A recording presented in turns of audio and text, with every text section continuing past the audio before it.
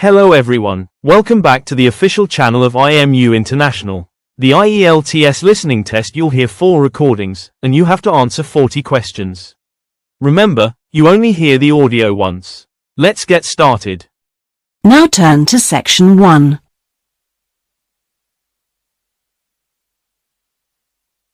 Section 1. You will hear a student talking to a housing officer about living with a homestay family. First, you have some time to look at questions 1 to 6.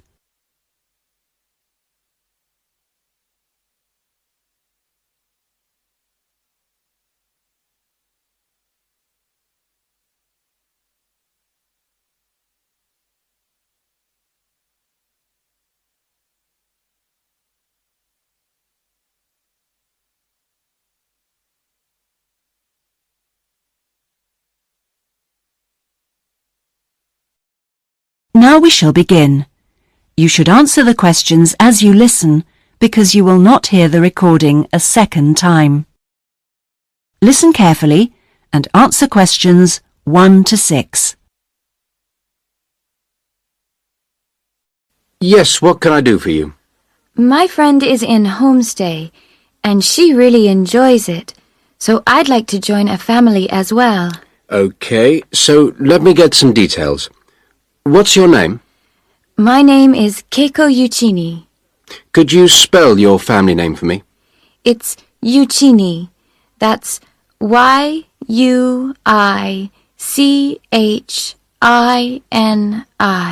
And your first name? It's Keiko. K-E-I-K-O. That's Keiko Yuchini. Okay, and you're female. And your nationality? I'm Japanese. Right. And could I see your passport, please? Here it is. Okay, your passport number is JO6337. And you're how old? I'm 28 years old. Now, you live at one of the colleges. Which one? Willow College, room 21C. Right, 21C Willow College. And how long are you planning on staying with Homestay? About 4 months. Longer if I like it. And what course are you enrolled in? Well, I've enrolled for 20 weeks in the, Advanced English Studies because I need help with my writing. And I'm nearly at the end of my first 5-week course. Okay. Do you have any preference for a family with children or without children? I like young children, but I'd like to be with older people. You know, adults, someone around my age. Okay. And what about pets? I am a veterinarian, so that's fine. The more the better. Before you hear the rest of the conversation, you have some time to look at questions 7 to 10.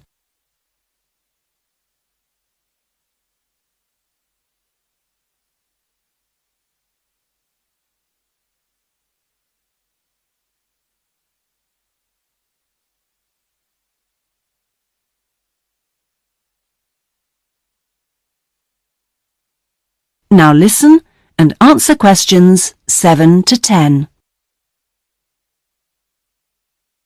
All right. Now, what about you? Are you a vegetarian or do you have any special food requirements? No, I am not a vegetarian, but I don't eat a lot of meat. I really like seafood. And what are your hobbies? I like reading and going to the movies. Do you play any sports?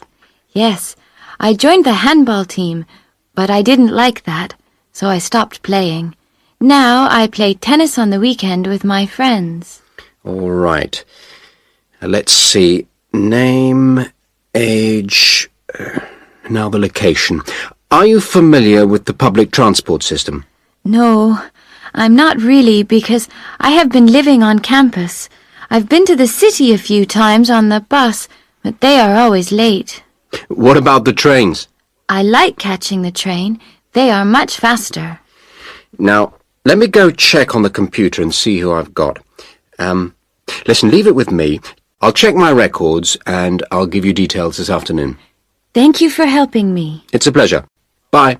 Bye.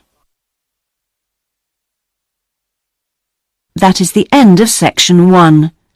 You now have half a minute to check your answers.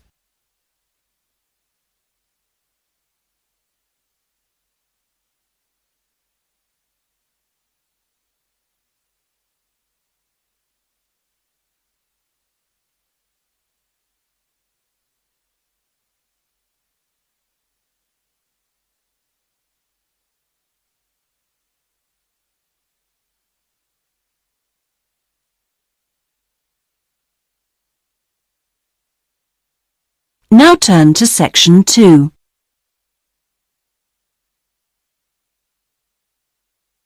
Section 2. You will hear a guide giving a tour of a park.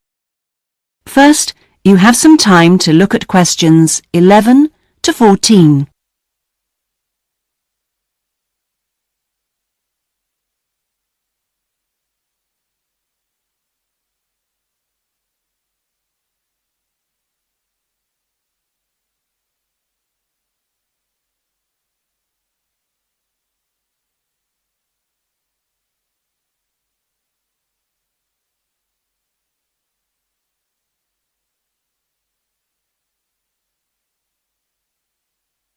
Now listen carefully and answer questions 11 to 14.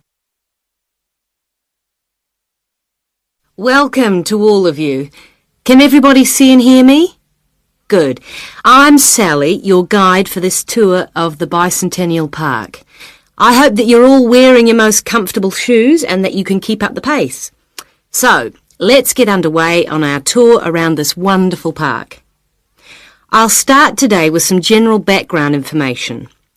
There used to be a lot of factories in this area until the 1960s. Creating the park required the demolition of lots of derelict buildings on the site, so most of the exciting park space all around you was originally warehouses and storehouses. The idea of building a public park here was first discussed when a property developer proposed a high-rise housing development, but the local community wasn't happy. If the land was to be cleaned up, they wanted to use the site for recreation. Residents wanted open space for outdoor activities rather than housing or even an indoor sports complex. Now, to the Bicentennial Park itself. It has two areas, a nature reserve and a formal park with man-made features and gardens. The tall blue and white building in front of us is called the Tower and is the centre point for the formal gardens. It stands 12 metres high, so follow me up the stairs to where we can take advantage of the fantastic views. Before you hear the rest of the tour, you have some time to look at questions 15 to 20.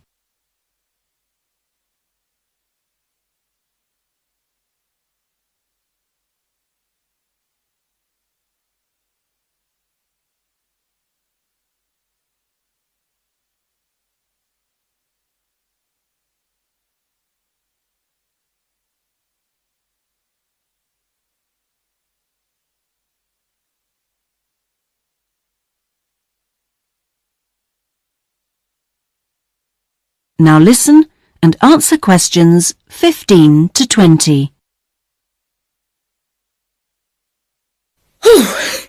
Well, here we are at the top of the tower, and we're going to look at the view from each direction. Out to the east, the large buildings about 1 kilometre away are on the Olympic site. There's an indoor arena for gymnastics, a stadium for track and field, and a swimming pool for races and synchronised swimming, and also diving. If you look carefully down there, you can see the train lines. The Olympic site has its own station to encourage the use of public transport. There is also a car park, but it only holds a limited number of cars. The formal park has some specially created water features. If you look out here to the south, you can see a circular ornamental pond. And around to the west, you can relax and sit on a bench to smell the flowers in the rose garden. And finally, up to the north, if you look in front of you now, there's a lake with a small island in the centre. You can hire rowing boats at the boat shed, which you can't see from here. But if you look through the trees, you can see the cafe, which has lovely views across the water. OK, let's climb down now. We will go now and have a look at the nature reserve section of the park, which has opened up natural wetland to the public. The mangroves have been made more accessible to visitors by the boardwalk built during the park's upgrade. You'd think that people would come here to look at the unusual plant life of the area, but in fact it's more often used for cycling and is very popular with the local clubs. This is the far end of the park, and over there you can see the frog pond, a natural feature here long before the park was designed. Just next to it we have our outdoor classroom, a favourite spot for school parties. The area is now most often used by primary schools for biology lessons. And finally, let's pass by the Waterbird Refuge. This area is in a sheltered part of the estuary. That's why the park's viewing shelter is a favourite spot for bird watchers who can use it to spy through binoculars. You can watch a variety of water birds, but most visitors expect to see black swans when they come to the shelter. You might spot one yourself right now. Well, here we are back at our starting point, the Visitors Centre. That is the end of section 2. You now have half a minute to check your answers.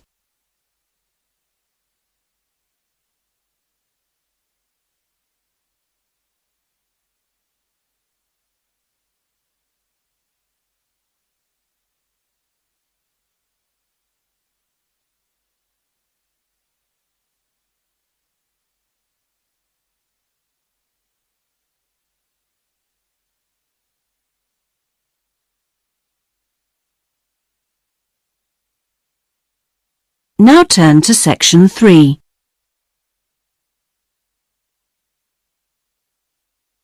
Section 3. You will hear two students discussing a geography presentation they're going to give. First, you have some time to look at questions 21 to 26.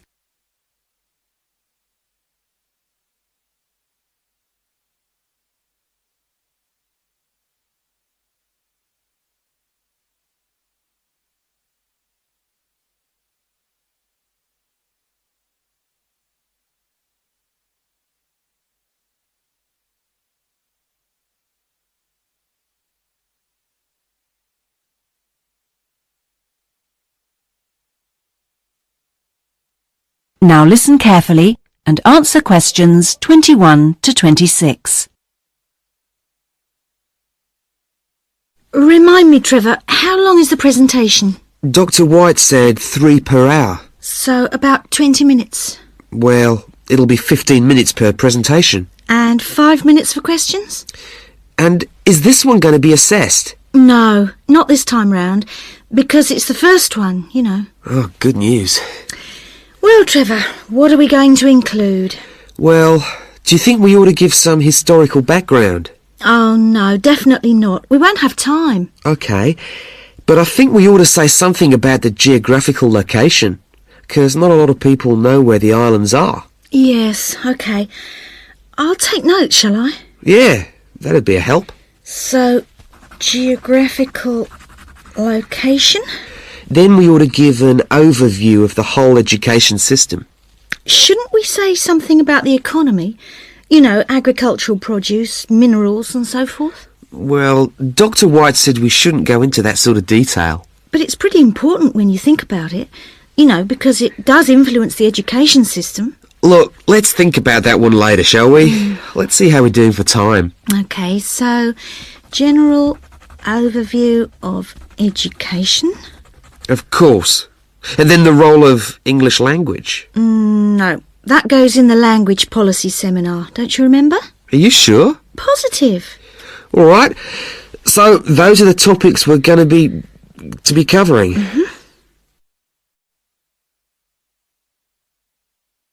Before you hear the rest of the discussion, you have some time to look at questions 27 to 30.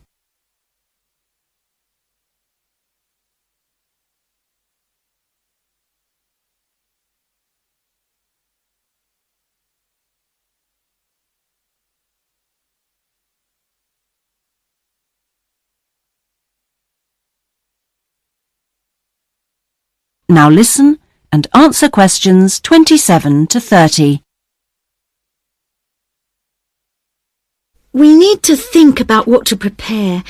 Dr. White said he wanted us to use plenty of visuals and things, and we might as well try them out when we're not being assessed. Well, the most important thing is the overhead projector. No problem. We'll get that from the media room. Must remember to book it. Well, we'll need a map, of course. Probably two. One of the islands, large scale. And one of West Africa. Well, the West African one is no problem. There's one in the resources room. Oh, yeah, of course, the resources room. The islands are going to be more of a problem. Tell you what, there's a very clear map of Santiago in that tourist brochure I showed you last week. Don't you remember it? Oh, yeah, that's right. We can just use the tourist brochure. We also need statistics on several different things. Literacy rates. Yes, and school places. How about the encyclopedia? Nah, not up to date enough. Why don't we call the embassy? Oh, someone's enthusiastic. Well, if something's worth doing... I know, it's worth doing well. OK. We can find out statistics on school places from them as well. Might as well. Look, Julie, it's almost time for our tutorials. We can meet again on Monday, but we need to prepare some stuff before then. Yes. That is the end of section 3. You now have half a minute to check your answers.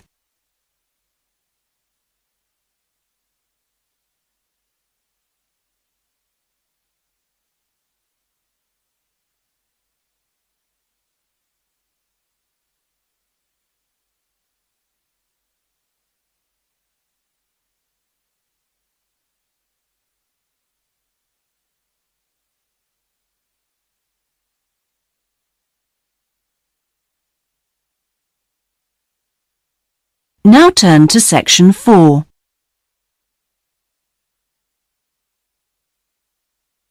Section 4. You will hear part of a lecture about a chemical substance called monosodium glutamate. First, you have some time to look at questions 31 to 40.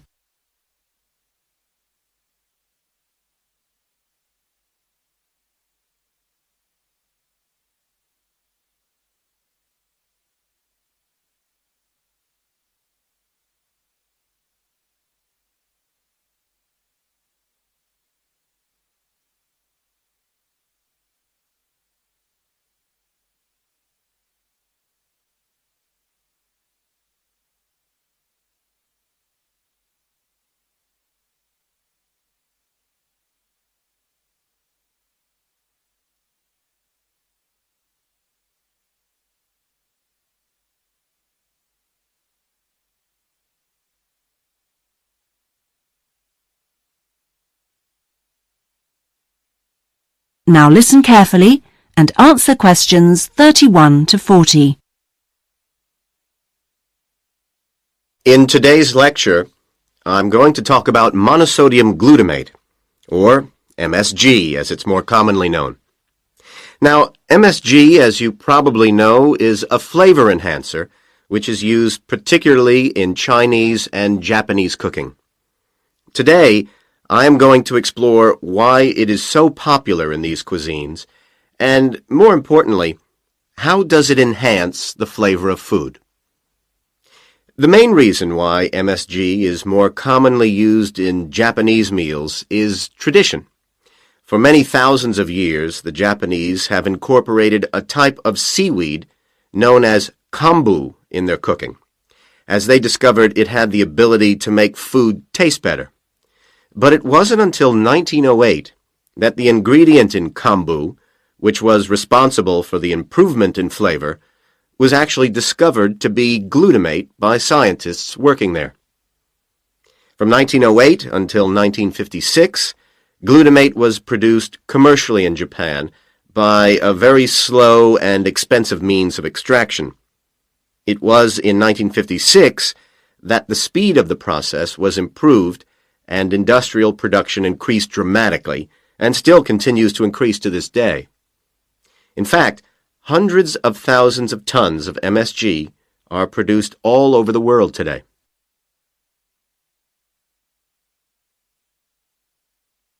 So what exactly is MSG?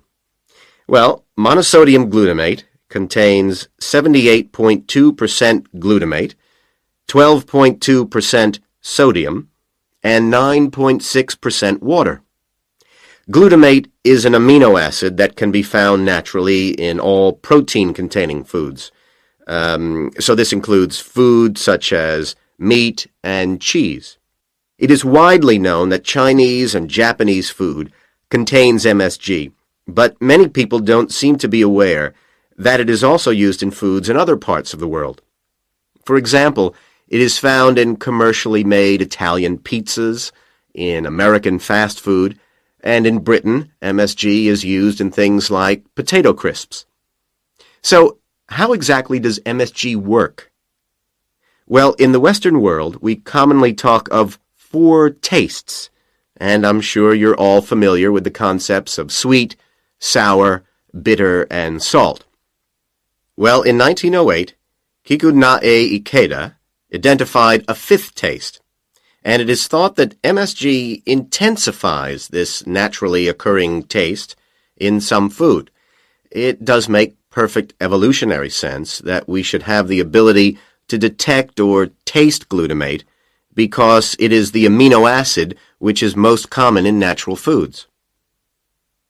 John Prescott, an associate professor at the University of Chicago, suggests that this 5th taste serves a purpose just as the other tastes do. He suggests that it signals to us the presence of protein in food, in the same way that sweetness indicates that a food contains energy-giving carbohydrates. Bitterness, he says, alerts us to toxins in the food, while sourness warns us of spoilage, and saltiness signals the presence of minerals. So, what else do we know about this 5th taste? That is the end of section 4. You now have half a minute to check your answers.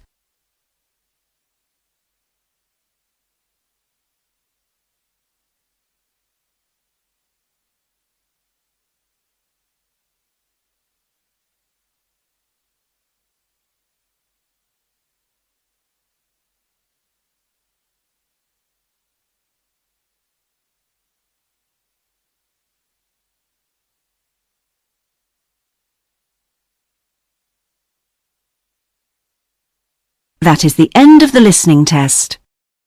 In the IELTS test, you would now have 10 minutes to transfer your answers to the listening answer sheet. That concludes today's IELTS listening mock test.